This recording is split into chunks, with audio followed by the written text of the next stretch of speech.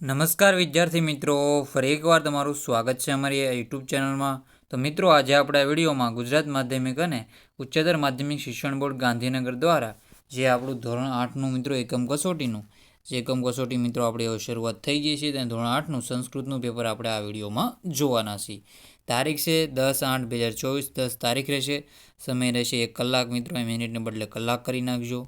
અને કુલ ગુણ રહેશે આપણા 25 ગુણનું પેપર રહેવાનું છે. આપણે 48 ગુણનું આમાં પૂછેલું છે અને મોડલ પેપર છે. સાહિત્ય પૂરેપૂરું પેપર જોઈજો. તો મિત્રો, આ ચેનલને પણ સબસ્ક્રાઈબ કરી લેજો અને પીડીએફ માટે Telegram channel one education Gujarat join કરી લેજો. એમાં આપણી ચેનલ લોગો છે તે જ ત્યાં લોગો છે.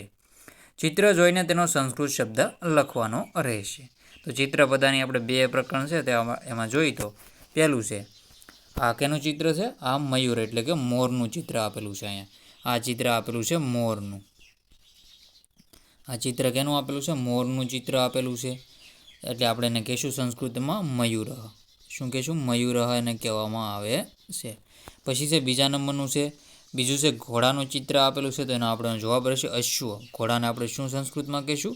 અશ્વ તરીકેને આપણે ઓળખીએ છીએ. તો આવી તેનો આન્સર રહેશે અશ્વ. તો જવાબ આવશે અશ્વ. પછી છે આ બાલિકા. શું છે? ચિત્ર છે બાલિકાનું છે.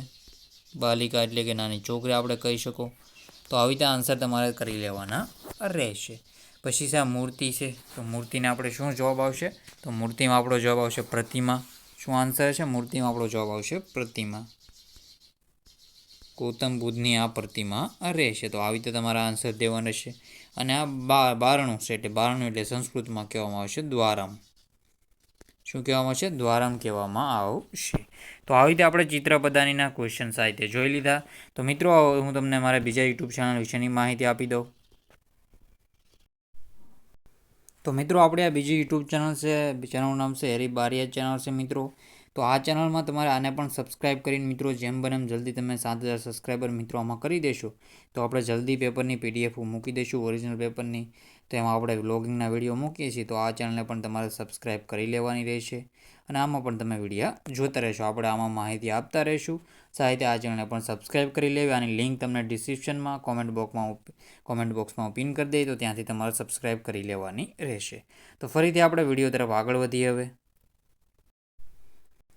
તો આપણે આ ક્વેશ્ચનો જોઈ લીધા. હવે છે નીચે આપેલા શ્લોકનું ગુજરાતી ભાષાંતર કરો. તેમાં આપણે જોઈ. તો 6 નંબરનું છે આસીના ભવ માનસ હંસે. શું છે? આસીના ભવ માનસ હંસે કૃંદ તુહિન શશી ધવલે હર જડતા કરું બોધિ વિકાસ સિદ્ધ પંકજમ તનુ વિમલે. તેનો જવાબ રહેશે મોગરાનું ફૂલ, બરફ અને ચંદ્ર જેવી શ્વેત વર્ણ. તો મોગરાનું ફૂલ હોય છે એ સફેદ હોય છે. બરફ અને ચંદ્ર એ પણ સફેદ શ્વેત વર્ણ ધારણ કરેલા હોય. શ્વેત એટલે કે સફેદ. હે દેવી, અમારા મનરૂપી હંસ ઉપર બિરાજમાન થાવ. શ્વેત કમળ જેવા નિર્મળ શરીરવાળા હે દેવી, અમારી જડતાને અજ્ઞાનને હરી લે અને બુદ્ધિનો વિકાસ કર. તો આવી રીતે સાહિત્ય આન્સર દેવાનો રહેશે. પછી છે નીચે આપેલા વિકલ્પમાંથી સાચો વિકલ્પ હશે ABCD પસંદ કરીને જવાબ લખો. હું શિક્ષક છું ને સંસ્કૃતમાં કઈ રીતે લખશો? તો હું સંસ્કૃત આપણે જોઈએ તો હું શિક્ષક છું એને સંસ્કૃતમાં કેવી રીતે લખશો? તો તમારે એમને મેં પૂછાઈ શકે. તેમાં જવાબ આવશે અહમ શિક્ષક. શું આવશે? અહમ શિક્ષક. તો જવાબ આવશે આ અહમ શિક્ષક. પછી છે તું વિદ્યાર્થી છે સંસ્કૃતમાં કઈ રીતે લખશો? તો એ છે છાત્ર. તો ત્વમ છાત્ર જવાબ આવશે ડી, ત્વમ છાત્ર. અહીંયા પણ નીચે પણ જવાબ આપેલા છે. તો સાહિત્ય જવાબ જોઈ લેવા. પછી છે યોગ્ય વિકલ્પ પસંદ કરી ખાલી જગ્યા પૂરો. તેમાં જો ખાલી જગ્યા હર્ષા મમ્મ ભગીની વર્તે. તો એશા જવાબ આવશે. શું જવાબ આવશે આમાં? એશા જવાબ આવશે. અહીંયા આપેલો છે એશા. સાહિત્ય જોઈ લેવો. પછી છે 10મા નંબરનું ખાલી જગ્યા કાક અસ્તિ. તો સહ કાક અસ્તિ. શું આન્સર છે? સહ કાક અસ્તિ. તો જવાબ આવશે સ. પછી છે એશા. આમાં જવાબ આવશે એશા અને સ આવશે. પછી છે ખાલી જગ્યા વાત નયનમ. તો વાત યનનમ જો એતત જવાબ આવશે. શું આવશે? એતત. તો જવાબ આવશે એતત. સારી રીતે આન્સર દેવાનો રહેશે. પછી 12મા નંબરનું ખાલી જગ્યા છાત્ર તત અહમ વયમ. તો જવાબ આવશે અહમ. શું જવાબ આવશે? અહમ જવાબ આવશે. પછી છે એતત ખાલી જગ્યા શુક ગીતા દ્વારમ. એતત દ્વારમ. પછી છે જય જય હે ભગવતી ખાલી જગ્યા. તો જય જય હે ભગવતી ખાલી જગ્યા સુર ભારતી. સુર ભારતી. તો આવી તેનો જવાબ દેવાનો રહેશે. પછી 15મા નંબરનું છે હે દેવી તત્વમસી લલિત કલમયી. તેમાં જ્ઞાન વિભામય. શું જવાબ આવશે? જ્ઞાન વિભામય.